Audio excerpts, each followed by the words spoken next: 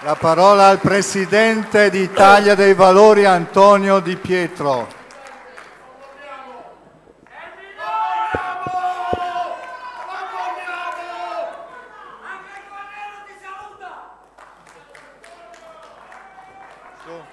Grazie.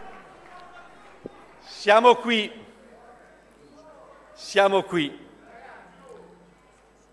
anche quelli di noi che sono partiti da Pigre e Blessagno, perché io la prima volta che ho avuto a che fare con la pubblica amministrazione l'ho avuto a che fare proprio quando ho cominciato a fare il segretario comunale a Pigre e Blessagno, quando fare il segretario comunale voleva dire fare il garante della legalità e non il consigliere del principe.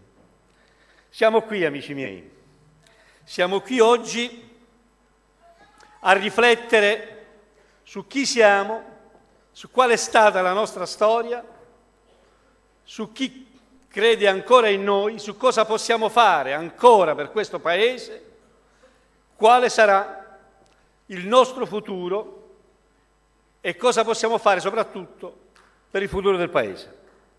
Questa è la ragione per cui siamo qui. Siamo qui quindi non per una manifestazione, ma per una profonda riflessione, sia in termini di analisi, dopo 12 anni che questo partito è nato,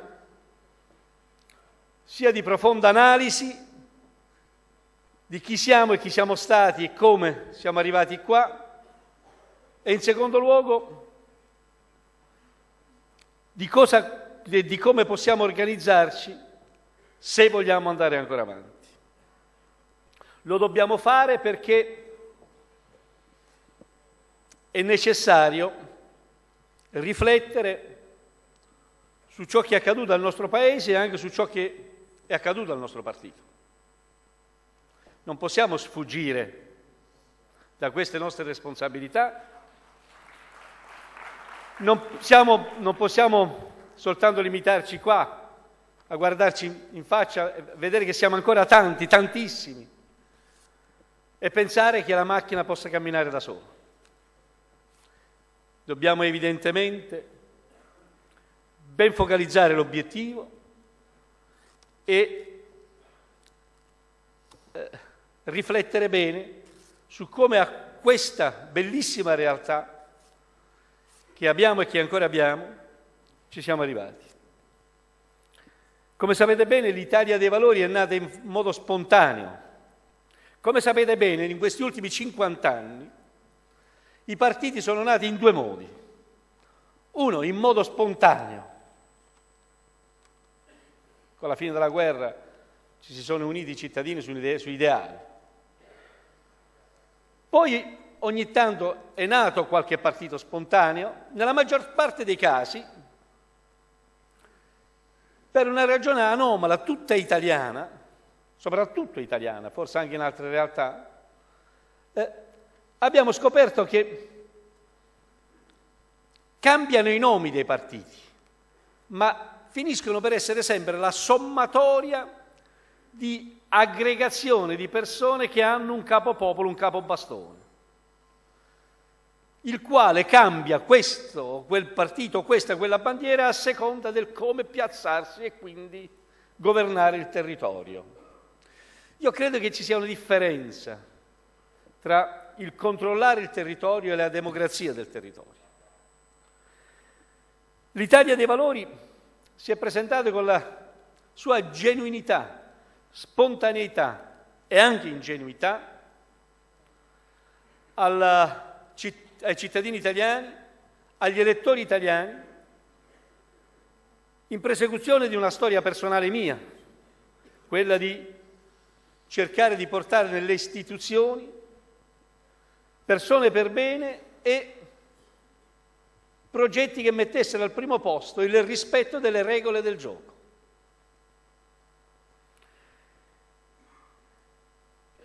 Inoltre, come scelta politica programmatica di fondo, abbiamo detto che vogliamo considerarci liberali nel senso che vogliamo essere liberi, sì, di fare quel che vogliamo, ma nel rispetto assoluto delle libertà di chi ci sta di fronte e degli altri.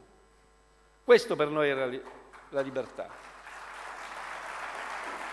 Secondo, lo dico a chi ci continua a dire ma qual è il vostro progetto politico? Il progetto politico di questo partito è quello di costruire regole da generali alle più esegetiche e individuare persone che stanno all'interno delle istituzioni per far camminare la macchina delle istituzioni e dell'economia, avendo a cura due obiettivi fondamentali, tutti e due garantiti dalla Costituzione. Primo, appunto, il rispetto delle regole intese come legalità, principio di legalità, dentro cui ci sta tutto. Se si rispettano le regole, vuol dire che come prima cosa si rispettano le regole dei primi 11 articoli della Costituzione. Se rispettassimo le regole, non so, dell'articolo 11 della Costituzione, non staremmo a mandare i soldati in giro a fare la guerra. Se rispettassimo le regole della Costituzione, ci sarebbe più equità nella distribuzione del pagamento del sistema della tassazione. Allora qual è il secondo obiettivo nostro? Il primo, il rispetto delle regole, il primo obiettivo programmatico. Il secondo obiettivo programmatico, politico, ideale, ideologico, sì, che è quello per cui nel rispetto delle regole noi vogliamo stare dalla parte del più debole per difendere coloro che da soli non riescono a difendersi. È per questa ragione che noi abbiamo messo al primo posto, oltre che la legalità, quindi la giustizia sociale. La giustizia sociale. Questi sono gli obiettivi. Vi prego, segnateveli, perché ogni tanto io sento dirmi qual è il nostro progetto politico. Non vorrei che voi scambiate, qualcuno scambi il progetto politico con le aspirazioni personali dove andarsi a sedere. Il progetto politico è una cosa, le aspirazioni personali è un'altra. Questi sono le due pietre miliari, i due punti di riferimento. Legalità e giustizia sociale. In quest'ottica, quindi, voi quindi ci dite, allora avete fatto una scelta estremista, questa è l'ultima trovata. Siccome raccogliamo le firme in difesa dell'articolo 8 e dell'articolo 18, in difesa non loro, in difesa dei principi che loro hanno abbattuto, ci dicono che siamo estremisti e populisti. No, noi stiamo facendo questa raccolta delle firme proprio perché abbiamo deciso di difendere queste fasce sociali. Questo vuol dire essere di sinistra e estremisti. L'ho già detto 1000 volte, lo ripeto anche qua, anche se mi avete sentito dirlo 1000 volte già prima. No, io questi principi l'ho imparato in seminario leggendo il Vangelo, che è la stessa cosa. Con tutto il rispetto per Max, c'era qualcuno prima di lui che l'ha detto. Poi che l'ha detto pure lui sono contento, mica mi fa pure piacere. L'avessero detto tanti altri, ce ne fossero stati tanti altri come lui.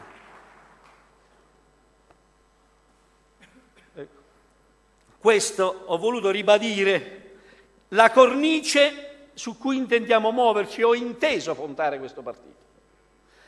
Per passare da questi ideali che mi hanno mosso e ci hanno spinto, ho dovuto fare squadra nel territorio.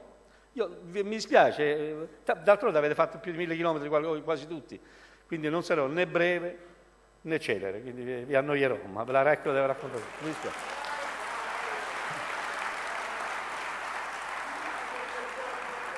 Siete venuti qua, avete fatto tutti questi chilometri in mezzo alla neve, in mezzo al freddo, credo che... Accidenti. Stavo dicendo, come voi sapete, le belle idee poi si devono sposare con atti concreti.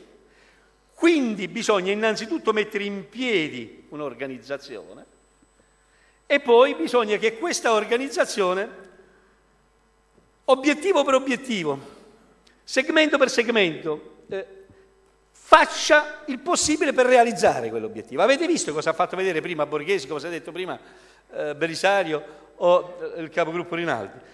Cioè, purtroppo il sistema della informazione in Italia non dice ciò che abbiamo fatto e ciò che stiamo facendo, perché abbiamo fatto tantissime cose, sia dentro il Parlamento, sia fuori dal Parlamento, con i referendum, con l'iniziativa popolare, con le manifestazioni, con le partecipazioni. Quindi in realtà noi dobbiamo essere orgogliosi di quel che abbiamo fatto in questi 10 anni. Orgogliosi, e dobbiamo quindi anche capire perché si sono stufati di averci. Perché purtroppo siamo la voce della verità all'interno di un sistema politico che aggiunge ogni volta di più il suo compromesso. Il massimo del compromesso, ricomincio subito a entrare nel punto, il massimo del compromesso l'ho sentito ieri, quando ho sentito il segretario del Partito Democratico dire: noi ci presentiamo alle elezioni e dopo le elezioni comunque, qualunque sia il risultato, troveremo un accordo con i moderati. Ecco, questo è un punto di riferimento che ci deve far capire a noi. Noi, se abbiamo delle idee politiche e delle azioni concrete che stiamo ponendo in essere, non possiamo permetterci poi di piegarci alla logica della poltrona. Dobbiamo seguirle quelle idee politiche. Quindi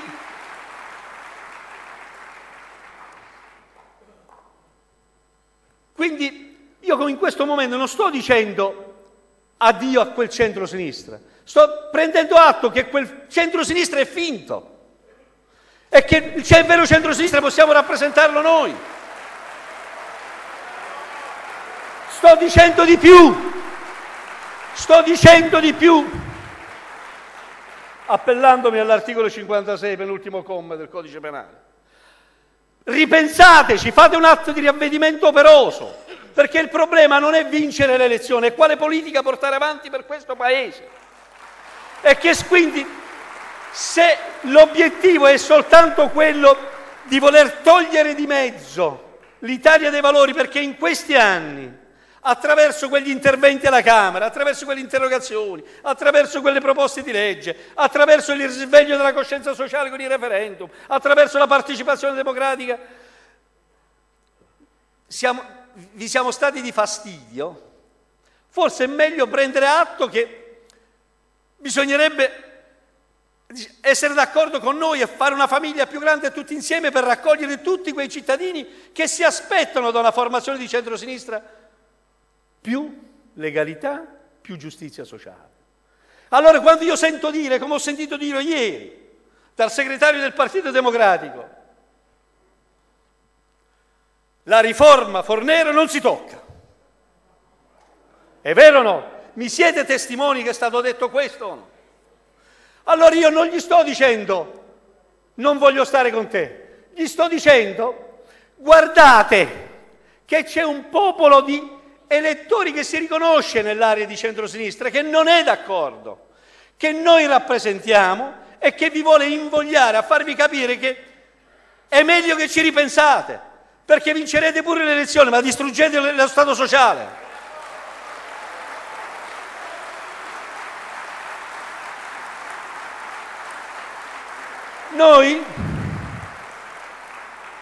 Io ripeto, sto facendo la fotografia del nostro partito, ma sto anche spiegando le ragioni perché questo nostro partito lo vogliono isolare.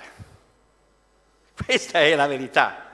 Perché questo partito, che nessuno voleva, e la nostra forza è stata proprio nel fatto e nella capacità di poter parlare direttamente con i cittadini, quando si sono accorti che poteva raggiungere risultati così importanti da imporre la politica, una vera politica di centrosinistra, dentro un centrosinistra anomalo, perché io devo chiedere qui qual è che mette insieme le prospettive politiche di Letta con quelle di Vendola. Io so anzi che la ragione per cui si si sta cercando di fermare la nostra formazione politica è proprio perché potrebbe rappresentare quell'altra area, quell'altra gamba, quell'altra forza che mette insieme tutti i cittadini in un progetto comune, ma evidentemente non permette poi di fare contiguità, di fare accomodamenti, non permette poi, una volta che cade il governo Berlusconi, ti dice adesso mettiamo il governo Monti e lo appoggia sia il centrodestra che il centrosinistra. Questa è l'anomalia delle anomalie. È l'anomalia dell'anomalia, perché è ovvio che il centrodestra ha un programma politico diverso dal centrosinistra, se fosse vero che sono diversi fra di loro. Il risultato qual è stato? Che per un anno hanno dovuto fare 50 voti di fiducia perché altrimenti nessuno dei due poteva giustificare i propri elettori perché erano stati fatti quei provvedimenti. Questa è la verità. Il risultato qual è? Che quei provvedimenti presi sono stati provvedimenti presi all'insegna del compromesso. Si è fatto finta di fare la legge anticorruzione, ma non si è fatta la legge anticorruzione. Si è fatto finta di risparmiare, ma si sono tolti i soldi agli esodati, alla scuola pubblica, alla sanità pubblica e così via. Ecco quindi la grande anomalia. È chiaro quindi che se quel centro-sinistra uscito dalle primarie dovesse appoggiarsi a noi, deve rivedere molto delle sue cose che ha fatto. È chiaro quindi che preferisce non appoggiarsi a noi. Ma è chiaro quindi che noi abbiamo, da una parte, non possiamo rinunciare al nostro progetto politico, alle nostre idealità, dall'altra non possiamo rinnegare che facciamo parte di quella stessa famiglia che semmai qualcuno ha tradito quella famiglia e sta tradendo quella famiglia, non siamo noi.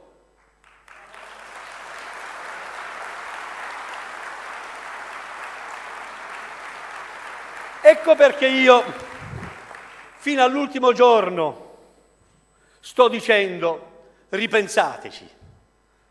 Sto dicendo ripensateci perché io mi preoccupo cosa può succedere domani nel Paese. Domani. Non mi posso accontentare di rinunciare alle nostre battaglie pur di avere una poltrona.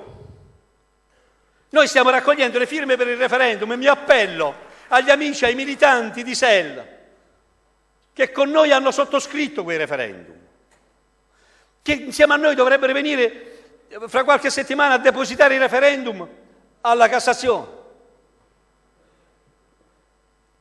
Provate a dirglielo a Vendola. Cosa risponde a Bersani che ha detto che non cambierà nulla sulla riforma Fornero? È sulla base di questo che dovete fare una scelta da che parte stare. Non intrupparci in una coalizione per avere un po' di poltrone. Perché il messaggio che è stato mandato a noi qual è? Togliete Di Pietro che non riusciamo a tenercelo, cambiate un po' il nome dell'Italia dei Valori, metteteci qualcun altro con noi più disponibile a dialogare e noi vi teniamo dentro. Voi non l'avete fatto, qualcuno l'ha fatto.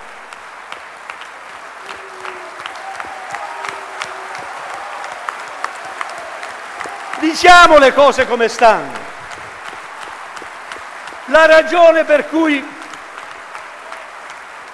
all'interno del nostro partito si è creata questa frazione, o questa frazione e distacco, non è per una ragione ideale o ideologica, perché tutti quei provvedimenti di legge, quei disegni di legge, fino a ieri l'hanno firmato pure loro.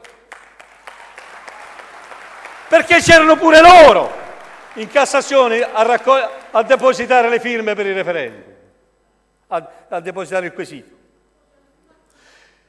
Qual è la ragione?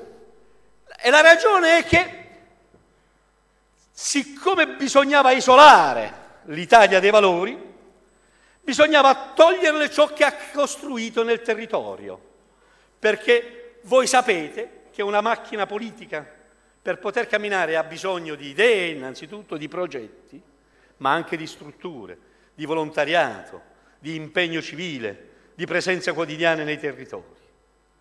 È qui che dobbiamo fare autocritica, perché mica possiamo fare solo critica, anche autocritica. Perché, e il primo a doverlo fare sono io, guardandomi a me allo specchio. Perché? Perché l'Italia dei Valori, come mi sono trovato io quando ho cominciato a fare l'Italia dei Valori? Mi sono trovato a cercare nel territorio quel che poteva trovare, come sta facendo d'altronde pure Grillo adesso. Per l'amore di Dio, li sta facendo attraverso internet, eccetera, eccetera, ma non li conosce.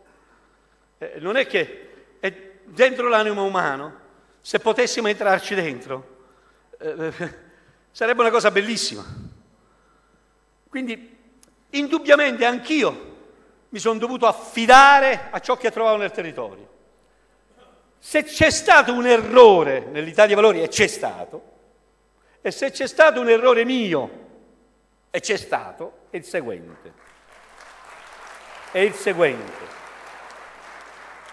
Nel tentativo di far crescere il più rapidamente possibile l'Italia dei Valori, nel tentativo di strutturare il più rapidamente possibile l'Italia dei Valori, ho accettato che nel partito entrassero persone che, avendo il loro blocco di controllo e di potere nel territorio, entravano perché da noi trovavano un loro futuro politico-professionale, cioè per sé. Quindi il risultato qual è stato? Che nel corso degli anni, in molti territori, il partito si è trasformato. Tutti coloro che come società civile si erano avvicinati a noi o come voi, coraggiosi, che sono rimasti vicini a noi, si sono sentiti compressi, repressi, allontanati, ghettizzati da coloro che hanno conquistato il controllo del territorio del partito, hanno messo nei posti i loro fidati collaboratori e hanno usato il partito non per l'obiettivo che ci siamo dati, ma per le finalità che si sono... Questa è la mia colpa. Io certamente abbiamo raggiunto un obiettivo importante, perché è nata una macchina enorme, tant'è vero che siamo riusciti a raccogliere firme, siamo riusciti a essere presenti, abbiamo tutto quel che era possibile fare. Una enorme macchina da guerra abbiamo costruito, ma fragile a seconda delle necessità del momento. In questo momento c'era bisogno di un compromesso generale nella situazione politica e istituzionale, per cui non bisognava disturbare il manovratore. Cosa abbiamo commesso di grave noi in questo momento? Non abbiamo offeso nessuno, non abbiamo fatto nessun populismo, far raccogliere firme per il referendum o manifestare all'interno del Parlamento le proprie idee in difesa della Procura di Palermo, della ricerca della verità sulla strada mafia. Non è populismo, non è offendere nessuno, Opporsi alla logica del compromesso di mondo non è offendere nessuno, semplicemente noi abbiamo deciso di non accettare, proprio diciamo così, come impegno in relazione a quei due principi iniziali per cui legalità, principio del rispetto delle regole e giustizia sociale, non abbiamo accettato il compromesso. Allora, essendo diventata una forza politica forte, avete visto, stavamo raggiungendo quasi doppia cifra, c'era necessità di andare a vedere all'interno nostro qual era l'anello debole della catena per disgregare il sistema. E purtroppo l'anello debole gliel'abbiamo offerto noi. E gliel'abbiamo offerto noi perché? Perché nel corso di questi anni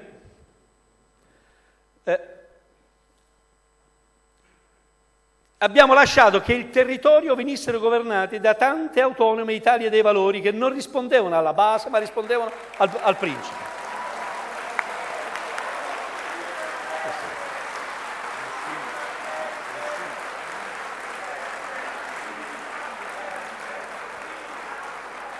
Per cui se mi chiedete a me, mi chiedete a me Di Pietresio.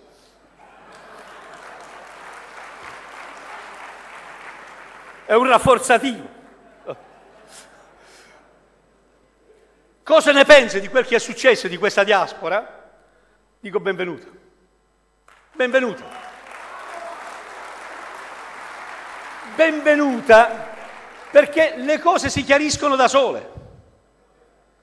Perché grazie a Dio, quando c'è un virus all'interno di un corpo, un bel salasso aiuta, libera.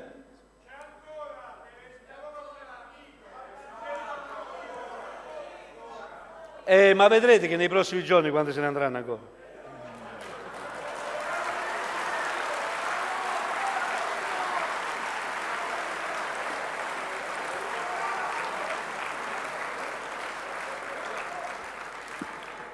Ho voluto fare questa fotografia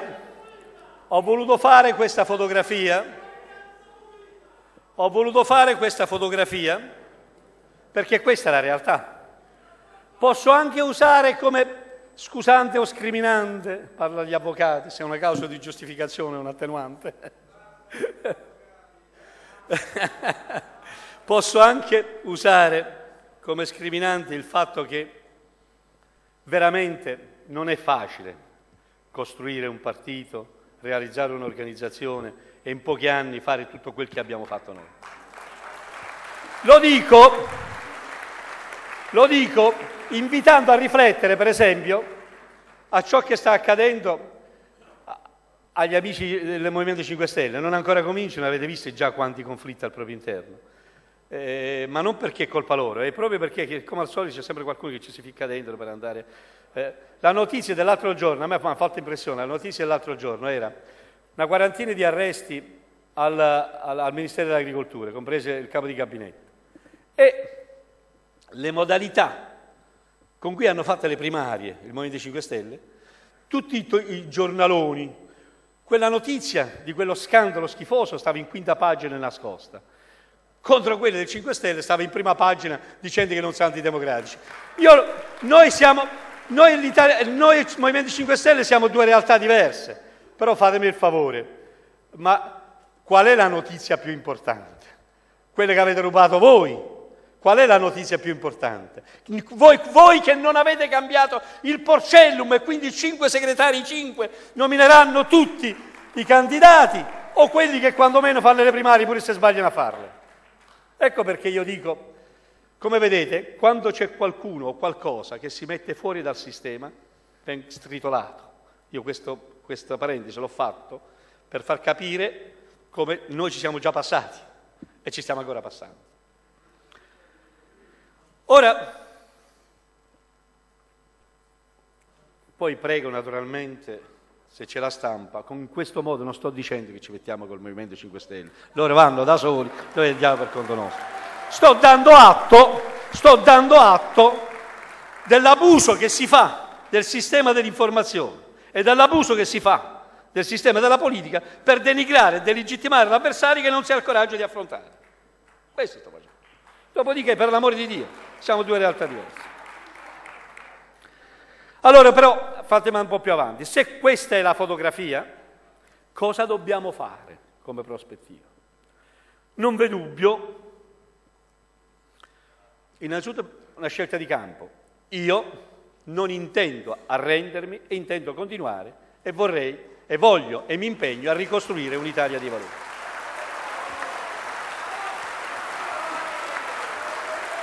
Io intendo costruire un'Italia dei valori 2.0 che abbia, quindi il partito dell'Italia dei Valori c'è, si è anche liberato di tante situazioni anomale e oggi,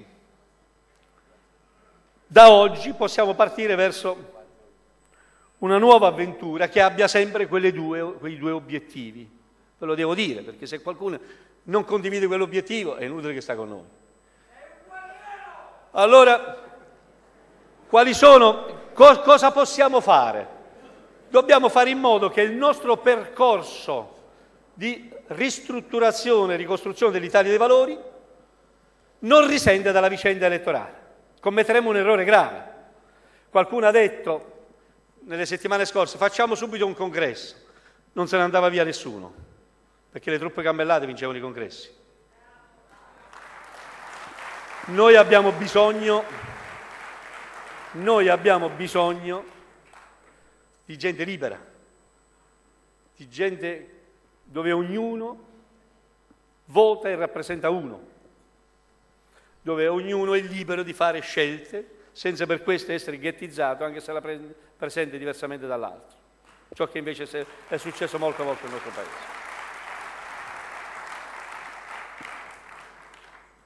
Come farlo? Siccome ho tante cose da dire, vado un po' breve, ma poi lo dirò nei successivi post. Dobbiamo innanzitutto avere come obiettivo un congresso rifondativo dell'Italia dei Valori. Dobbiamo fare in modo che al congresso partecipino quelli che abbiano titolo e partecipino persone che si sia verificato che sono loro che si sono iscritti, non che sono iscritti a loro insaputa.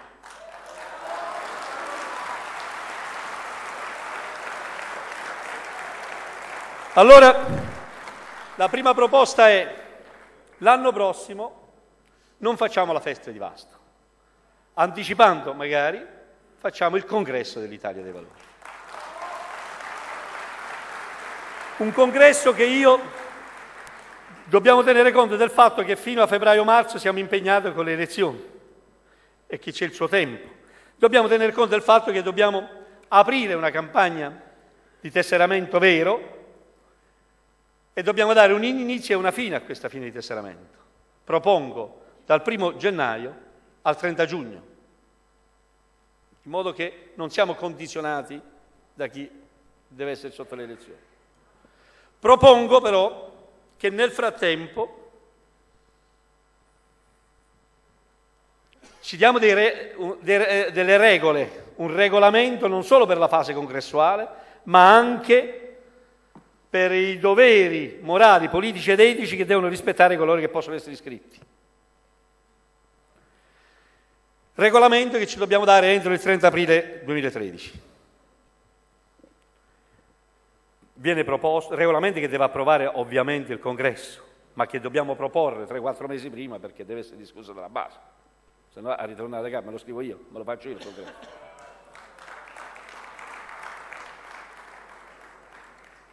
Propongo, quindi oltre al Congresso, oltre a un tesseramento, oltre a un regolamento, che cosa deve decidere questo Congresso? Perché questo è il tema.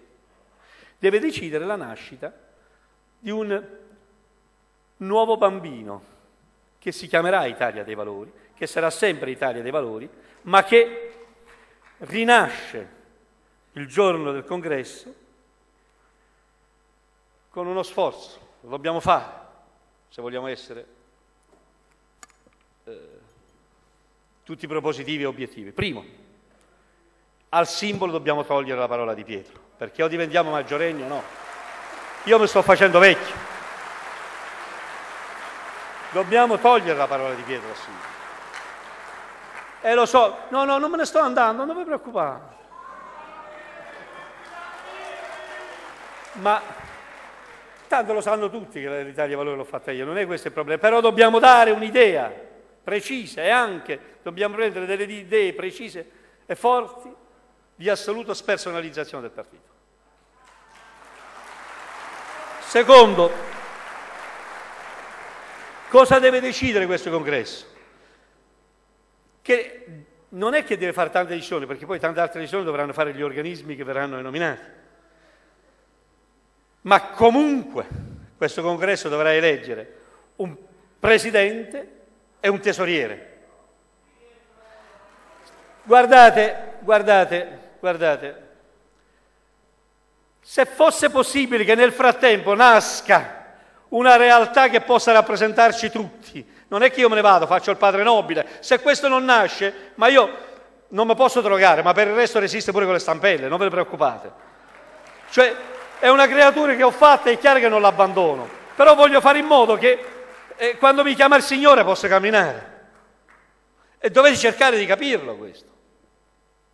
Non è più tempo di nascondersi dietro una persona di cui da una parte si dice un partito personale, dall'altra si viene votati sulla base del partito personale. Lo dico a quelli che se ne sono andati, che dicono che se ne sono andati perché è un partito personale, però sono stati eletti con quel partito personale.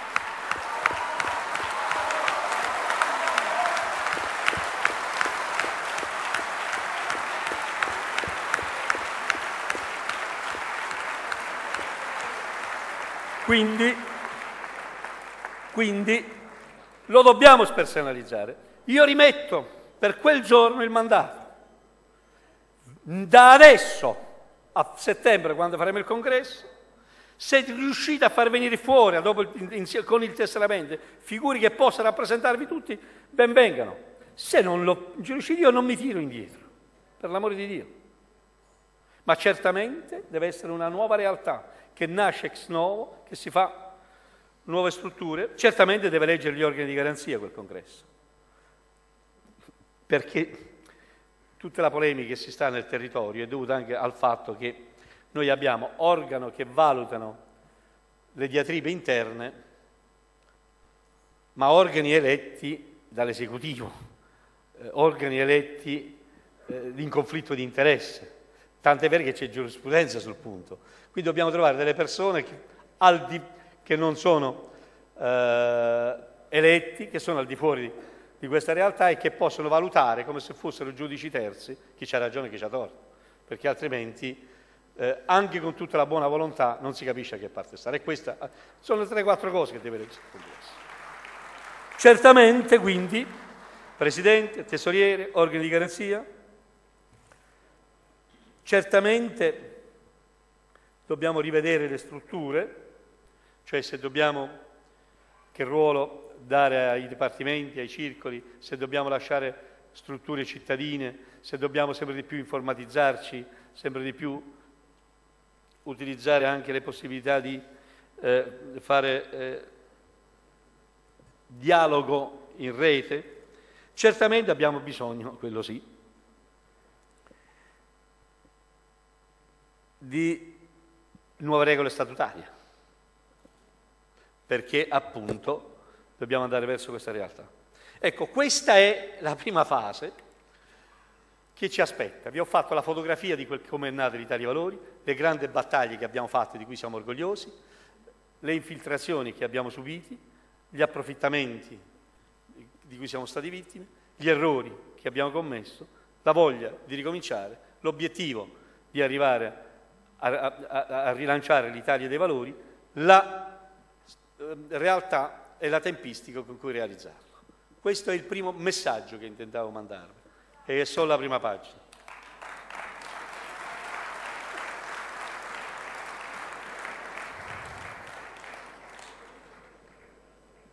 Ripeto, le ragioni per cui ci hanno voluto isolare, pretendono di volerci isolare, non sono quel che raccontano, che siamo un partito populista, che siamo un partito che offende.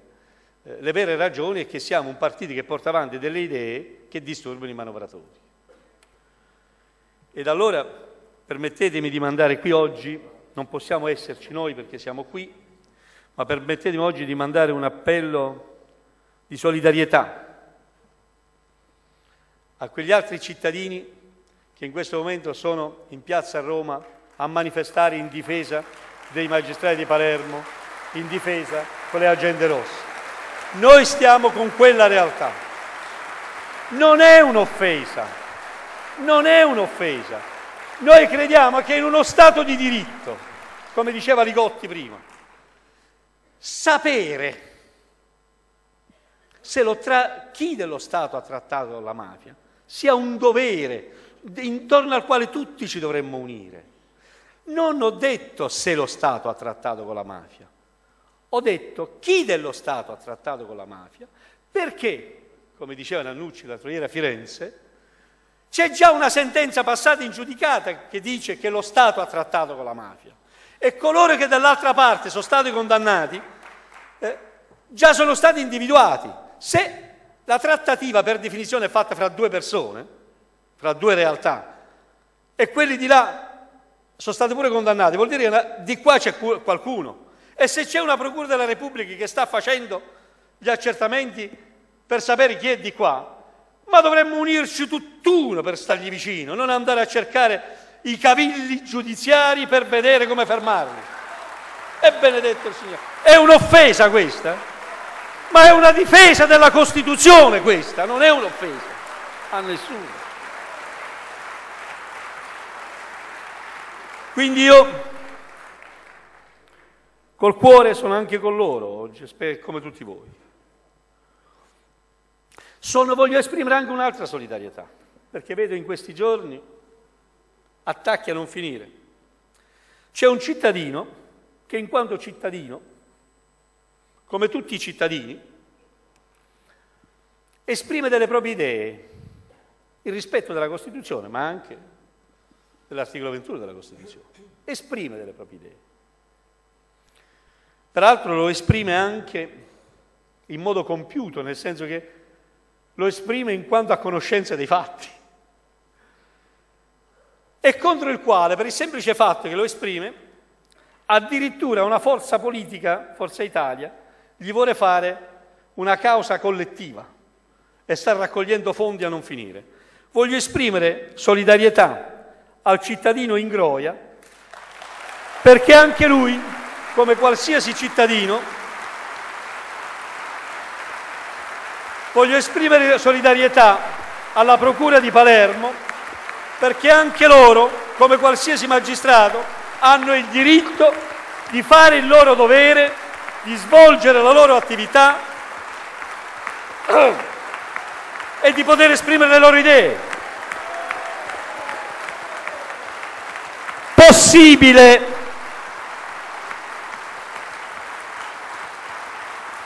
Possibile che le idee le possono esprimere i condannati e non le possono esprimere i cittadini che fanno il loro dovere e che muoiono ammazzati per fare il loro dovere.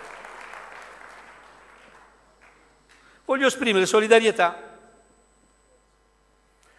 alla magistratura e ai lavoratori dell'Ilva, perché questa voglia di mettere l'uno contro l'altro, e a tutti i lavoratori di tutti quei tavoli a cui abbiamo partecipato, Maurizio. Potremmo fare un elenco infinito delle ragioni per cui ce l'hanno con noi. Perché noi non c'è stato un posto di lavoro dove si è creata difficoltà di lavoro, dove si è creato disparità di trattamento in cui noi non c'eravamo, non ci siamo stati, voi lo sapete meglio di me. Voi c'eravate di fuori a difendere Eutelia, a difendere Alcoa, a difendere Irisbus, a difendere Solagrital e così via. Potrei fare un elenco infinito. Pomigliare. Cosa voglio dire con questo? Voglio dire che questa è la ragione vera politica per cui vogliono isolarci, perché noi abbiamo fatto una scelta di campo. Liberali sì, ma feudali no. Liberali non vuol dire che ognuno pensa a sé, ma vuol dire che tutti insieme dobbiamo fare in modo che i diritti fondamentali dell'uomo siano rispettati. E quindi io non posso stare con l'agenda Monti. Noi con l'agenda Monti non ci possiamo stare, perché è un signor ragioniere costui, che far quadrare i conti li prende dove più gli fa comodo, dove più bisogna subire. Non li prende da chi deve prendere e come deve prendere, e li spende come gli pare e piace. Tutto questo che cosa sta comportando? Sta comportando che nel paese reale, a mio avviso, la maggioranza dei cittadini italiani non sta né con Monti né con Berlusconi. Con Bersani e con quel centrosinistra ci stanno nella speranza che cambi questa agenda. E purtroppo il sistema mass mediatico è tale per cui fa credere che lo sta cambiando. Noi vorremmo essere così forti da riportarli alla ragione e se non ci riusciamo vogliamo essere così forti da avere ragione, anche elettoralmente. Come fare questo? Come fare questo? Beh, innanzitutto, io gliel'ho detto in tutti i modi al leader del centro-sinistra che ha vinto le primarie. Primarie che noi abbiamo rispettato, che ancora qui manifestiamo il nostro rispetto, soprattutto per quei milioni di cittadini che sono andati a votare. E tra quelli c'erano molti anche di noi.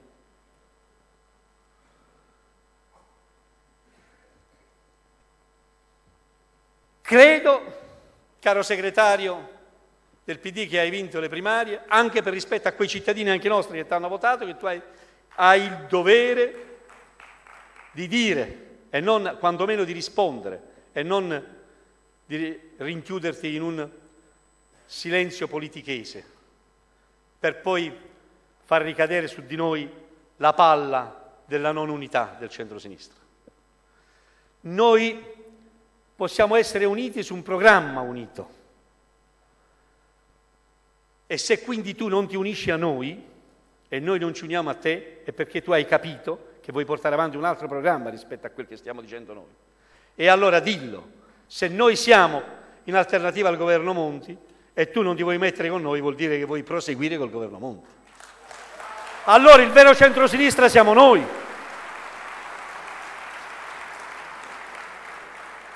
Siamo noi.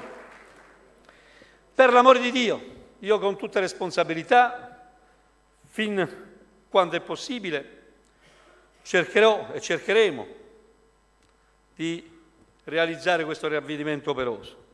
Ma certamente non possiamo stare a aspettare, perché questo giochino che ti tiene fino alla fine e poi ti lascia col cerino in mano, mica sono nato ieri.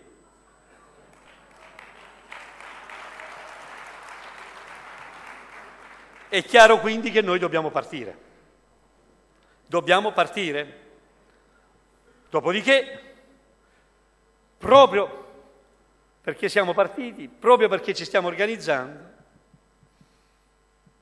avremo ancora più titolo per confrontarci direttamente. O altrimenti durante la campagna elettorale diremo ai cittadini qual è la nostra posizione programmatico-politica sulle cose da fare e perché non hanno voluto seguire queste nostre impostazioni.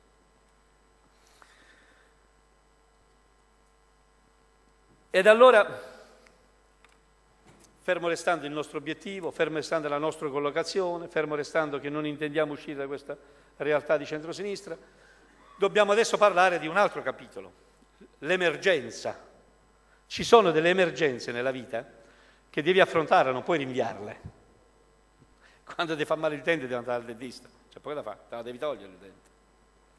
La prima emergenza è stato detto dal rappresentante del referendum, la prima emergenza è non violare la volontà del corpo elettorale, perché in una democrazia il rispetto del corpo elettorale, il rispetto del cittadino è fondamentale. Voi mi dite a chi stai parlando? A te, signor Capo dello Stato. Ti sto rivolgendo una preghiera. C'è un buco nella legge che prevede il referendum.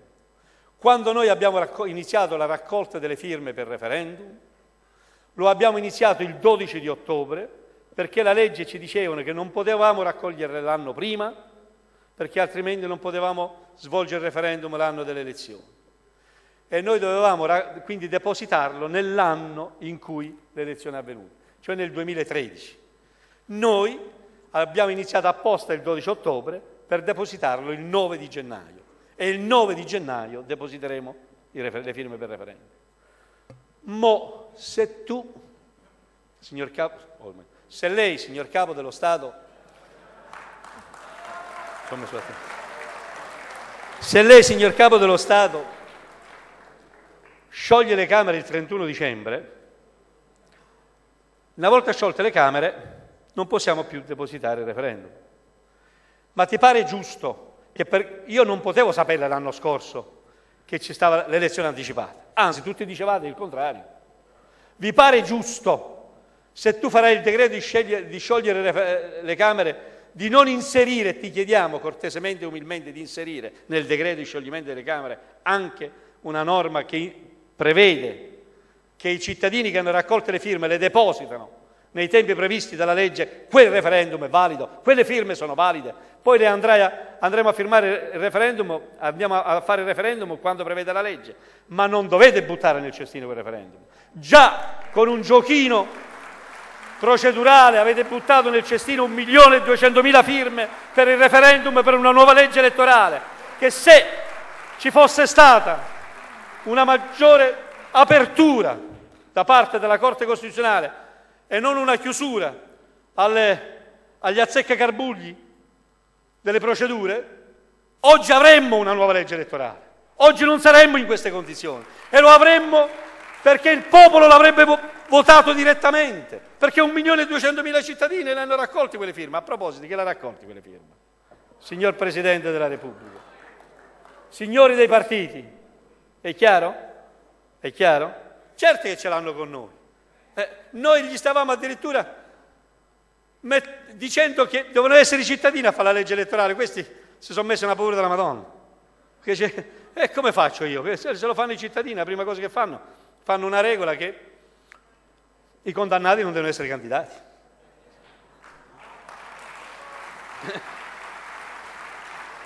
Invece avete visto cosa hanno fatto?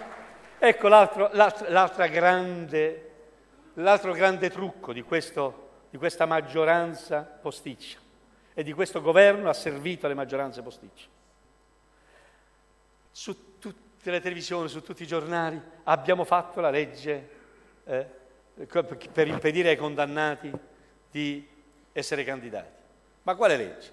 Prima di tutto deve essere definitiva, quindi vuol dire che il signore che ha ammazzato tutti quei bambini ieri in America, se stava in Italia poteva essere candidato, perché non è definitivo. Secondo,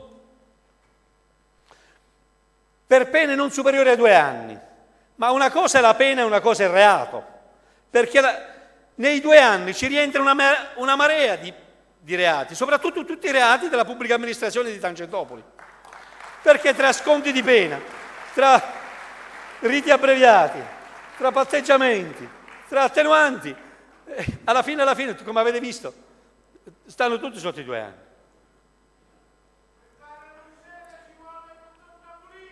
È questo quindi che noi dobbiamo ricordare. E allora cominciamo a riflettere sulle scadenze. Quindi, quali sono le emergenze, diceva? La prima emergenza è quella del referendum. Vi prego, l'Italia dei Valori potrà anche, come qualcuno ci tira i piedi, non andrete in Parlamento, ma siamo una forza politica che siamo presenti nel territorio, siamo una forza politica orgogliosa di essere nelle istituzioni, siamo una forza politica che facciamo delle cose che servono a questo Paese, siamo una forza politica che dobbiamo portare queste firme alla Corte di Cassazione. Lo dobbiamo portare, non lo possiamo portare prima del 31 dicembre, lo porteremo il 9 gennaio, ma abbiamo bisogno di averle prima del 31 dicembre. Se proprio qualcuno gli è rimasto qualcosa, almeno il 5 gennaio, voi aiutateci, chiudiamo questa partita, è una partita importante, perché è l'elemento scriminante della prossima campagna elettorale, l'elemento scriminante della prossima programmazione politica, è l'elemento scriminante delle proprie attività di governo, del governo che verrà, è il punto di chiave, di chiarimento poi quando si dovrà fare il referendum. Capite quanto è importante? È di una importanza enorme questo referendum sul lavoro, perché stabilisce una linea chiara, li mette con la spalla al muro. Vi prego quindi, quando andate a fare le spese di Natale portatevi il modulo appresso, tutti voi che avete pubblici ufficiali. E vi prego, aiutateci, portateci la roba, gli uffici sono aperti notte e giorno, Natale e Capodanno compreso. Non commettiamo l'errore.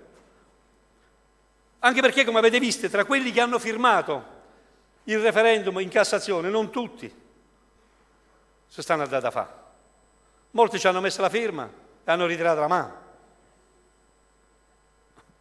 Quindi lo so, tocca a noi, nella terna nell'eterno modo di vivere dell'asinello che tira la soma e del moscono verde che ci sale sopra, a noi tocca quella dell'asinello, ma ne siamo orgogliosi.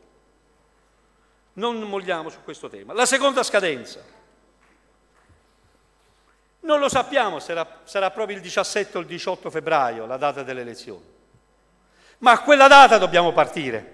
Poi se è una settimana in più tanto meglio, o tanto peggio a seconda di come lo vogliamo vedere. Ma partiamo da quella data che è la data ufficiale, soprattutto ora sappiamo che è anche un election day. Si vota in 4 regioni, alle politiche italiane e un po' di comune, compresa la capitale. Ad oggi, ma va a finire che siccome lo dico lo vengono a sapere e magari ci ripenso, ma io ho il dovere di dirlo, perché voi lo sapete meglio di me, nel territorio la coalizione c'è, la maggior parte di noi siamo in coalizione col centro-sinistra, quindi questa cosa di fare 2 pesi e 2 misure c'è una ragione, è soltanto una lottizzazione di posta al centro, questa è la verità, è soltanto perché al centro voglio fare una politica diversa e specifica rispetto a questo orgogliosa opposizione che ha fatto l'Italia dei Valori in questi giorni, in quest'anno in Parlamento, in questi 5 anni in Parlamento. Per quanto ci risulta oggi, correggetemi se sbaglio, nelle 4 regioni dove si vota, Molise, Lombardia, Lazio e Friuli Venezia Giulia, l'Italia dei Valori è dentro il centro-sinistra in una coalizione unitaria per battere le destre. Peraltro, in realtà dove stanno le destre al governo. E quindi la necessità di stare uniti e di battere le destre, cioè che io se per colpa mia mi devo ritrovare Formigoni o piuttosto che Iorio, piuttosto che Polverini, io devo fare il possibile per realizzare una unitarietà. Questo fa capire che dove gli conviene devono abbozzare. Questo però fa capire un'altra cosa, che se noi li mettiamo in condizione che hanno bisogno di noi, devono abbozzare. Allora, andiamo avanti. Quindi già siamo presenti nelle regioni dove si andrà a votare. Come si andrà a votare nelle politiche? Qui dovete ricordare una cosa. Prima 2 date, sempre se il 17 e il 18 febbraio si va a votare. Il simbolo si presenta il 4 gennaio. La presentazione delle liste deve avvenire il 13 gennaio. Stiamo raccogliendo le firme fino al 9 gennaio. È chiaro quindi che siamo in una lotta contro il tempo. Primo dato di fatto, segnatevi questo e mettetevelo da parte. Secondo dato di fatto, io sto parlando al mio partito, quindi scusate se sono noioso e prolisso, ma bisogna tener conto di questi dati, perché quando si fanno delle affermazioni poi bisogna sapere se c'è il motore per arrivarci. Secondo dato di fatto, non è vero che nel paese reale solo noi abbiamo contrastato Monti, o meglio, abbiamo contrastato Berlusconi e Berlusconi travestito da Monti. Ci sono tante altre realtà che nel frattempo si sono sviluppate nel paese, alcune addirittura in forma totalmente, drasticamente, in alternativa ai partiti. Non vogliono dialogare con nessuno, il Movimento 5 Stelle. Ne prendiamo atto e li rispettiamo. Altri che vogliono mettere come obiettivo, appunto, creare le condizioni affinché in Parlamento non si realizzi una maggioranza filomontiana, cioè una maggioranza in cui i provvedimenti vengono presi alle spalle dei più deboli e dei più onesti. E nel Paese in questo anno stanno venendo fuori tante altre realtà che respirano il nostro popolo. Chi di voi è stato l'altro giorno alla manifestazione alla manifestazione della lista del Movimento Arancione? Erano tutti voti, le facce le conoscevo tutte. Cioè, cosa volevo dire con questo?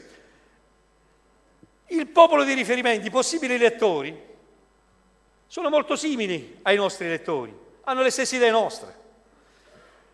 Io sono andato, come si dice, il giorno 22, ma già si è fatto, credo che domani si fa in 100 città diverse, in 100 città domani in contemporanea, si fanno 100 manifestazioni da parte di Cambiare si può e di Alba. Sono cittadini della società civile che si stanno riunendo spontaneamente per dire ma non possiamo stare a guardare, non possiamo rassegnarci alla mera opposizione. Ci sono singole personalità che stanno opponendosi a questa realtà. Mi stai domandando dove vuoi arrivare? Risposta. Prima di questa risposta devo indicare un'altra regola del gioco. Come ci si presenta alle elezioni? Noi semplicemente depositando la lista, perché noi siamo fra quelle 4 o 5 forze politiche che non dobbiamo raccogliere le firme, poco tante che siano. Ma siccome tutti gli altri devono raccogliere le firme, soprattutto devono raccogliere le firme quelli che devono andare nel sistema, che fanno parte del sistema, che sono interessati al sistema. Lo deve raccogliere pure Montezemolo, Monti, lo deve raccogliere pure i fuoriusciti nostri, Sell, li devono raccogliere troppi le firme, per cui la leggina ci sarà, come c'era stato nel 2008. Risultato, in termini pratici, il 4 di gennaio, quando si presentano i simboli,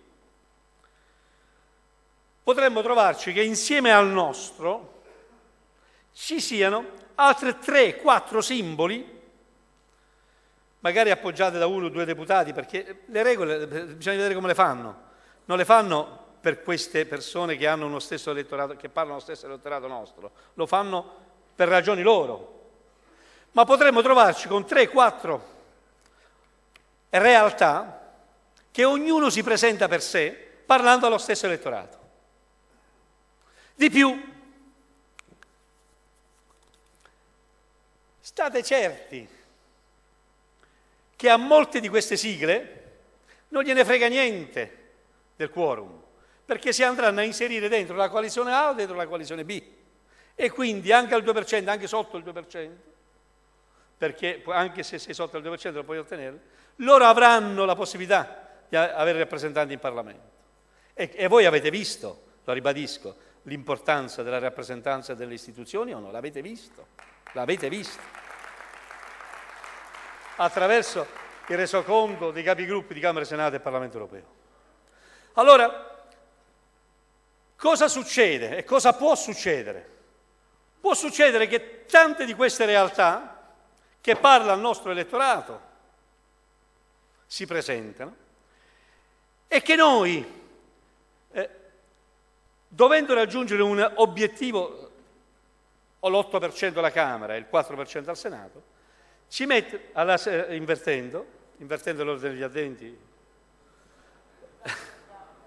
tanto in questo anno non cambia niente, il Senato e la Camera in questo anno sono state esautorate delle loro funzioni, con 50 voti di fiducia, vuol dire che non è quel che si è deciso per questo Paese, non si è deciso in modo democratico, si è deciso fuori dal Parlamento. Questa è una realtà e già questo deve essere denunciato e non vedo alcun dibattito, non dico a porta, ma neanche da altre parti.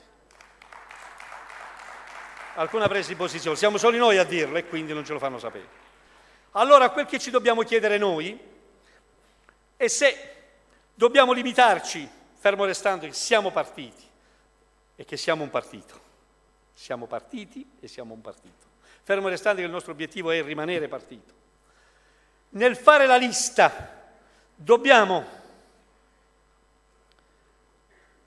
andare da soli o costruire una lista civica che mette insieme tutte queste realtà che parlano la stessa lingua e lo stesso tipo di elettorato?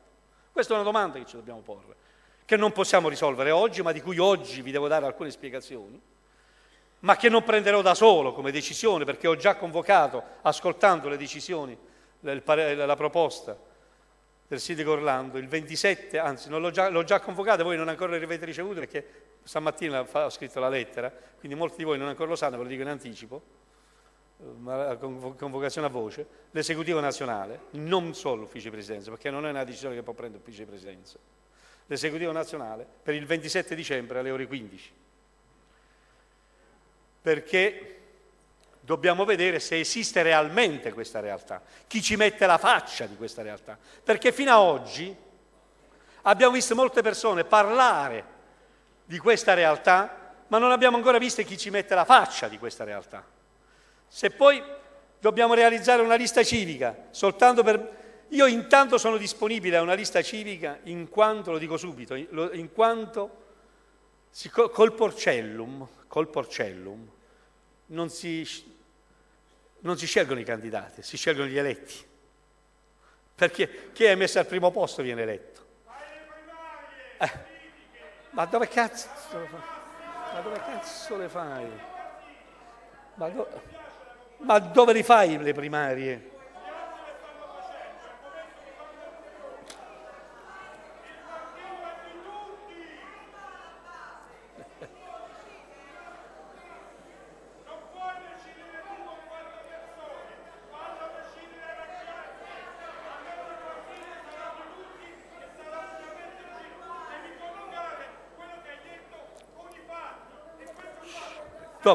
Dopo ti do la parola e ti faccio parlare.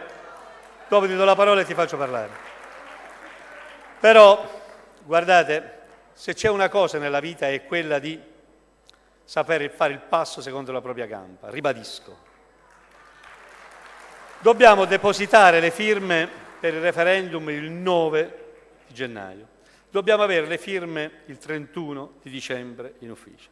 Dobbiamo depositare il 4 di...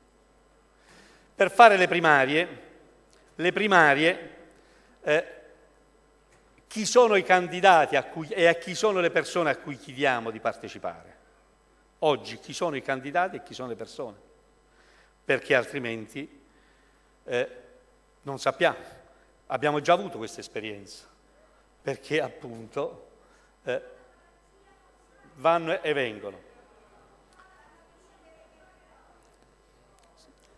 Io ritengo che se vogliamo essere seri, le primarie, intese come primarie vere, non ci sono i tempi per farlo. Se vogliamo essere seri. Se poi vogliamo alzare la voce per mettersi a capolista è un altro discorso. Sono due cose diverse. E non ci sono le primarie non è per colpa nostra. Perché, ripeto, se avessimo fatto le primarie, dovevamo cominciare qualche mese fa, tutti quelli che sono andati via erano tutti vincitori delle primarie. Tanto per chiarire. Allora andiamo con ordine. Certamente le primarie deve essere un obiettivo, e su questo sono d'accordo. Però dobbiamo avere il senso del tempo e il senso delle possibilità tecniche che abbiamo.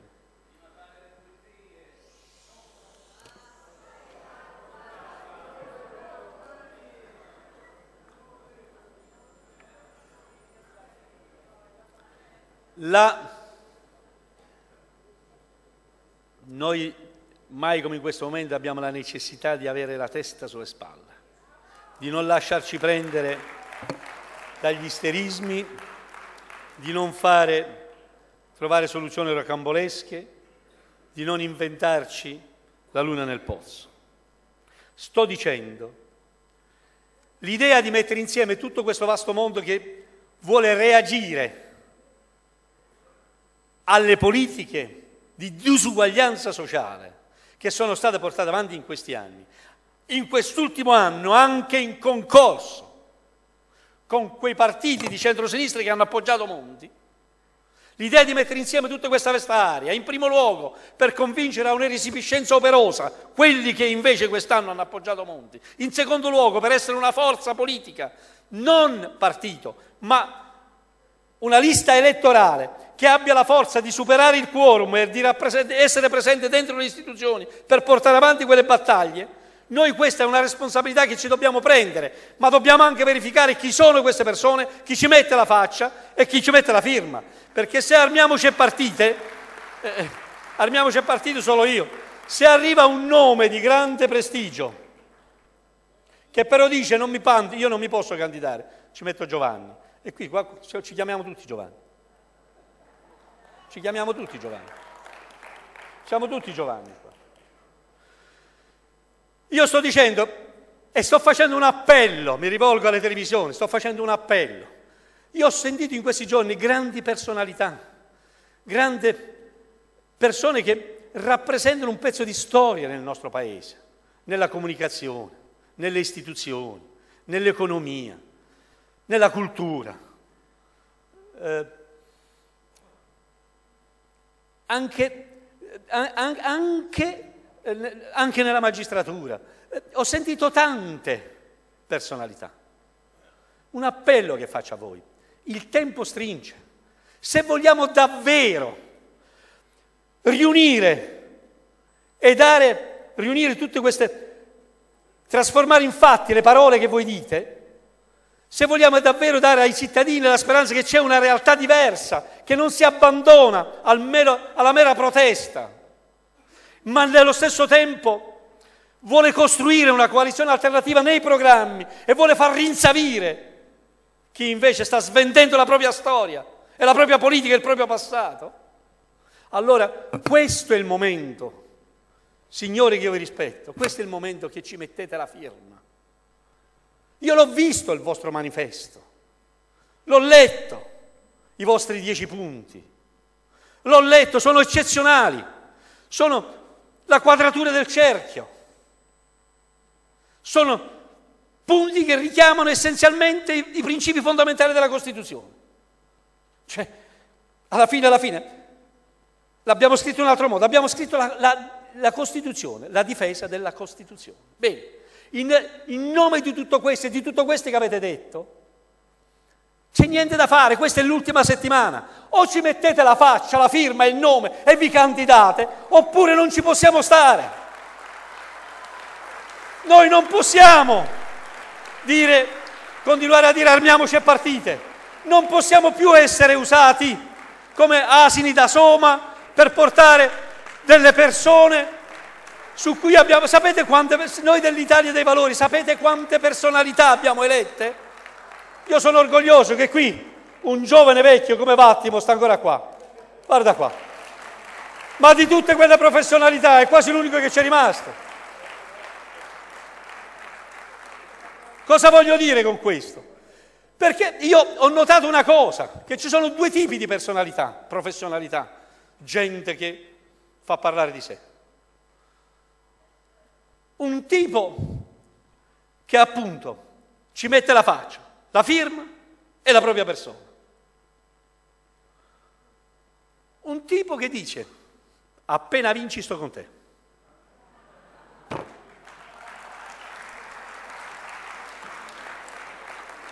Di questo non abbiamo bisogno. Io ho bisogno di chi ci dia una mano prima, ora, ad essere più forti per far rinsavire un centrosinistra che ha perso la strada, ma quantomeno di avere la forza di andare in Parlamento per rappresentare tutti quei cittadini che non ci vogliono stare, non si vogliono rassegnare e a votare ci vogliono andare lo stesso, perché non siamo tutti uguali. Noi questa forza la vogliamo avere, noi come Italia dei Valori ce lo potevamo avere se volevamo andare solo in Parlamento, bastava che ci calavamo le brache e dicevamo che quanto è bello il governo Monti, che dicevamo quanto è bello il conflitto di attribuzione, che dicevamo quanto è bello stare in questa coalizione che predica bene e razzola male, e noi stavamo pure noi là. Ma noi chi? 10, come diceva lui giustamente, 10-20 nominati, non il popolo che ne paga le conseguenze. Non il popolo dell'Italia dei Valori. Ecco perché io sto dicendo a voi, signori che rappresentate qualcosa nell'elettore italiano, ci sono dei cittadini italiani che hanno fiducia in alcune persone di riferimento, è capitato anche a me. Quelli io non lo voglio tradire, non li posso tradire, e chiedo a voi, non traditeli, non abbandonateli, questo è il momento in cui dovete uscire fuori. Ci sono momenti in cui non si può stare alla finestra a guardare e scrivere gli articoli, quando è buono quello e quando è bravo quell'altro. Vieni qua Gioca la tua partita. È troppo bello stare fuori e criticare. Quello non va bene, quello non va bene, quello non va bene. Ma perché hai scelto questo e perché hai scelto quell'altro? Fuori! Allo scoperto! Noi, io ve lo dico chiaramente, amici miei, noi siamo disponibili e dobbiamo avere la forza, l'umiltà, la responsabilità di unirci tutti insieme con tutte queste realtà che vogliono fermare il governo Monti di destra o di sinistra che sia. Ma vogliamo però che escano allo scoperto e che non... perché mancano 7 giorni. 7 giorni, il 21 è l'ultima settimana, perché poi bisogna raccogliere le firme per depositare la lista. Tu devi depositare una lista, ma su quella lista deve raccogliere, uno ha 100 firme le deve raccogliere.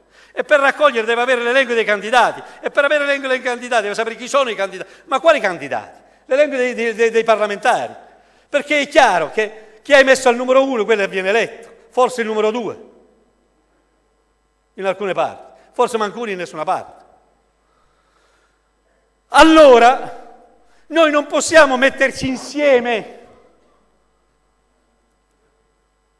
per andare poi a fare il manuale Cencelli, 3 portaborsi miei, 3 portaborsi tui e 3 portaborsi quell'altro. È chiaro, no? Per cui noi dell'Italia dei Valori, lo ribadisco, un passo importante lo facciamo. A questa lista unitaria ci mettiamo la faccia, la firma e il nome che vogliamo dare insieme a questa lista, a condizione che quelli che oggi stanno dicendo che bisogna trovare un'alternativa ci mettano anche loro il nome, la faccia e la firma e non delegano ad altri questo. Altrimenti andremo da soli. Una cosa è certa,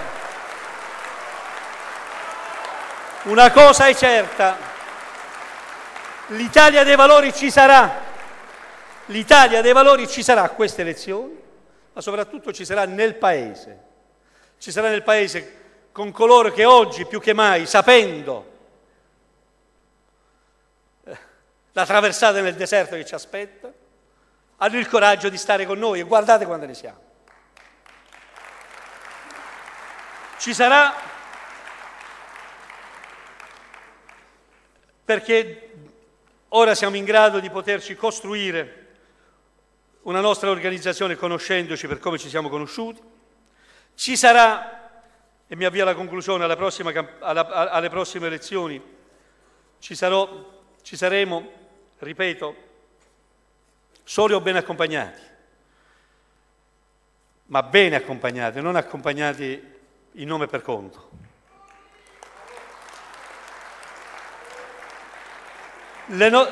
Se poi persone che possono rappresentare un valore aggiunto e che hanno una loro storia da venire a raccontare al Paese, per il loro impegno civile, il loro impegno istituzionale, il loro impegno professionale, che hanno una storia da raccontare al Paese e non hanno remore, le nostre liste sono aperte, non sono liste chiuse. Noi abbiamo la possibilità di queste persone di dare spazio e voce. Però, torno a ripetere, i tempi stringono e noi dobbiamo rispettarli questi tempi. Tempi che, ripeto, per noi sono settimana prossima la esteriorizzazione con nome e cognome di tutti questi altri movimenti che vengono allo scoperto chi sarebbero questi candidati in grado di rappresentare ex se una voce nel Paese. Secondo, il nostro esecutivo nazionale del 27 dicembre comunque dovrà procedere alla scelta finale se presentarci con il nostro simbolo, con questa lista unitaria, se si è presentata. Il 31 dicembre è l'ultima data per cui dovreste consegnarci i moduli per la raccolta delle firme per il referendum. Il 4 gennaio andremo a depositare il simbolo, il 5 gennaio, se c'è ancora uno scampolo di moduli per il referendum, venitela a consegnarci. Il 9 gennaio depositeremo il referendum e contestualmente faremo ricorso alla Corte Costituzionale nel caso non venga fatta una norma transitoria che ci dia questa possibilità di presentare il referendum. Il 13 gennaio presenteremo le liste, il 17 febbraio andremo al voto, entro fine settembre avremo un'Italia dei Valori tutta rinnovata e soprattutto liberata dalle zavorre che ci hanno fermato. Grazie.